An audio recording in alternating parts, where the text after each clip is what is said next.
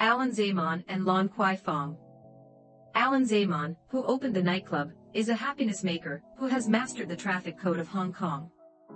At the carnival in Lan Guifang, he will wear black stockings, white high heels, blue tight skirts, and large blue feathers, dressed as a hot dancer, face-changing master, Santa Claus, etc., becoming a hot topic throughout Hong Kong.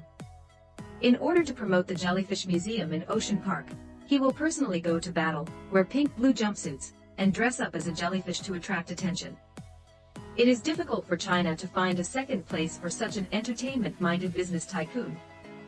In addition, Allan Zeman also has a deep understanding of Hong Kong's teachings. In the 1980s, after the opening of Lan Guifang, it quickly became popular, and under the influence of light and wine, the underworld emerged. During that time, many people approached Allan Zeman and offered to pay 2 or 3 times the rent to rent his bar, but he refused. He doesn't want the underworld to ruin Lan Guifang's signboard. However, in Hong Kong, where the Hongqing East Star is intertwined, Lan Guifang has been standing for 40 years, requiring not only courage, but also the wisdom of those at the helm. Dealing with people in the underworld requires skills, and you need to know how to deal with them. In 2022, Stephen Wynn, the King of Las Vegas, invited Allan Zeman to serve as the non-executive chairman of the board of directors of Wynn Macau. In September of that year, in the new round of gambling industry bidding in Macau, when Macau grabbed the top spot the day before. The Jewish Hong Kong billionaire's position in the gambling industry has revealed the tip of the iceberg. Hong Kong has also shown enough respect to Allan Zeman. He became a Justice of the Peace in Hong Kong, and was awarded the Grand Bohemia Medal and the Gold Bohemia Star.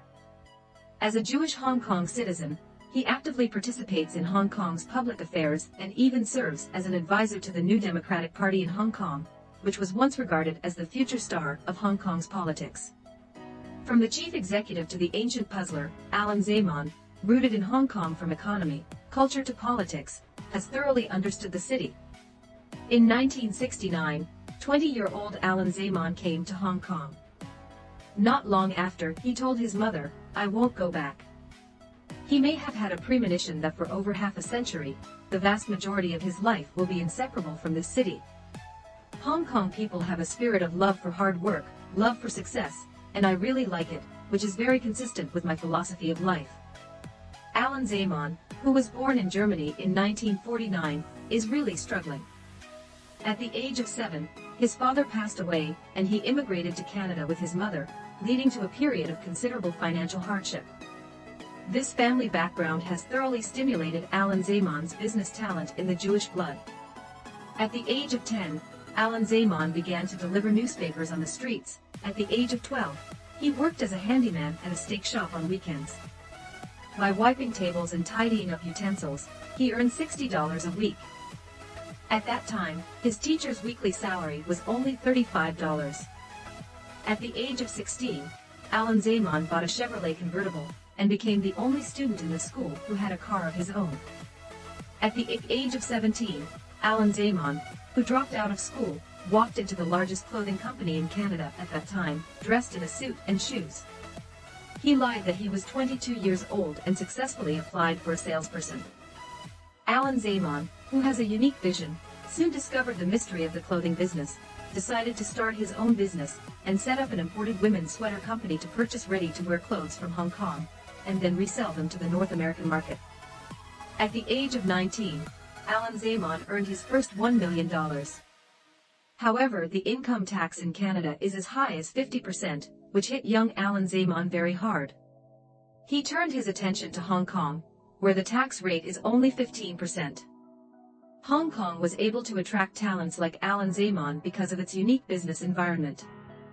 When Allan Zeman just came of age, he took root in Hong Kong from afar, relying on his own fighting spirit and long-term vision.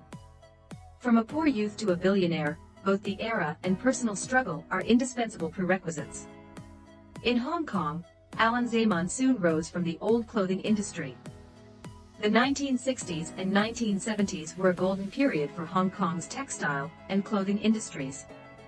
Allan Zeman has registered his own clothing brand Colby, specializing in medium and high-end fashion exported to North America and Europe. When he was in Canada, Allan Zeman realized the advantages of Chinese garment factories in terms of low cost, hard work, and constantly improving quality. Therefore, at the beginning of the reform and opening up in 1979, Allan Zeman rushed into the mainland to find his own garment factory. At that time, the Guangzhou Kowloon through train, which had been suspended for 30 years, had just resumed, and it was difficult to obtain one ticket. Allan Zeman bought train tickets from the black market, crowded onto the green train, took a hard seat for 14 hours, walked directly from Hong Kong to Hunan, and set up an office in the mainland. At that time, Allan Zeman, 30, was already a billionaire. Several decades later, Allan Zeman still remembered the green leather seats on the train, and the chef's black apron. This is Allan Zeman. He can put down his posture, truly integrate into a country and region, integrate into different people, and find the most sympathetic place behind different cultures. Under such a pattern, the young Allan Zeman is deeply attracted by China. Construction is everywhere, everyone is full of motivation, and everyone is working hard. I fell in love with China at that time. In mainland China, Allan Zeman once again saw the spirit he appreciated. Spiritual fit is the basis for anyone to find a sense of belonging, and Allan Zeman is no exception. Fortunately, Allan Zeman has found a spirit of harmony between Hong Kong and the mainland of China. Rooted in Hong Kong and backed by the mainland, his clothing company has become bigger and bigger. In 2000, Allan Zeman sold the company to Li & Fung Group, and received a one-time payment of 2.2 billion Hong Kong dollars. He wants to do more important things. The more important thing is to focus on managing Lan Guifang. In fact, Lan Guifang was just Allan Zeman's original unintentional work. In the 1980s, Allan Zeman, who had a firm foothold in Hong Kong, often heard business partners complain that all activities in Hong Kong had to be held in hotels. There was Northwest Decent Entertainment Place, which was boring and inconvenient. Allan Zeman decided to solve this problem by himself. He opened a Western-style restaurant named California, in a sloping alley separated from Queens Road in central Hong Kong. After its opening, Allan Zeman, who has a keen sense of business, realized the opportunity and resolutely increased investment. Adhering to the idea of making everyone happy, he built restaurants, bars and other entertainment venues, and named them Lan Guifang.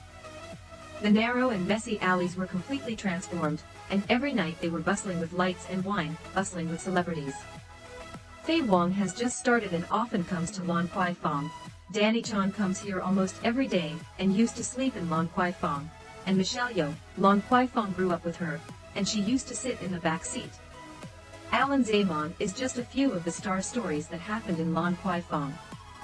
However, it is hard to believe that Allan Zeman, who has kept countless people from returning home without getting drunk, does not drink at all, and often uses mineral water instead of alcohol in bars. Every morning, he insists on running and exercising, rarely falling behind. He has always been wearing a standing collar white shirt, a black coat, and no tie, which has remained unchanged for decades. In his mind, there is more thinking about business and the future. Allan Zeman, who concentrated on Lan Guifang, soon turned his attention to the mainland again. He believed that the lifestyle represented by Lan Guifang would also take place in Chinese mainland after the reform and opening up. In 2000, he took over Park 97 in Shanghai, which had been poorly managed, turning stone into gold. After opening, celebrities, foreigners, and beautiful women gathered together. After leaving office, Clinton came to China, and even went to this restaurant for 2 meals.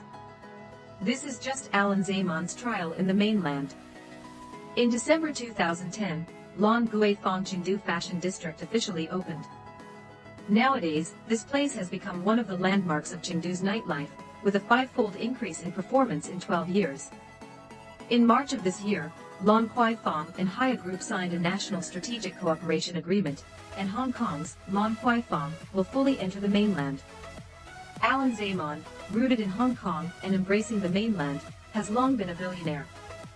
However, besides making money, many things become more important in Allan Zeman's eyes. As long as it can make Hong Kong better, I will do whatever I can. Allan Zeman knows better than anyone that business will be good, and the future will be good only when Hong Kong and China are better. I have spent most of my life in mainland China and Hong Kong, and I make Hong Kong my home. My children have all grown up here, and I feel more like a Chinese, and have a strong sense of belonging. When you walk into Allan Zeman's office in Lan Guifang, California building, many people will think that you have entered a Chinese culture exhibition hall. What catches the eye is not office supplies, but various Chinese pottery, ceramic sculptures, ink paintings, and many rural photography works rich in Chinese local culture. Allan Zeman bought these from all over the country. He likes them very much. I love Hong Kong, I love China, and this land holds tremendous power. For the future of Hong Kong, Allan Zeman believes that in the Guangdong, Hong Kong, Macau Greater Bay Area. The entire Greater Bay Area has a population of 70 million, and a regional GDP of over 1.5 trillion US dollars. By 2030, its total population will reach 80 million, its GDP will reach 3.5 trillion US dollars, and its area and economic scale will be larger than that of South Korea. With the gradual completion of infrastructure, Hong Kong's future integration with the mainland will be very fast and unstoppable.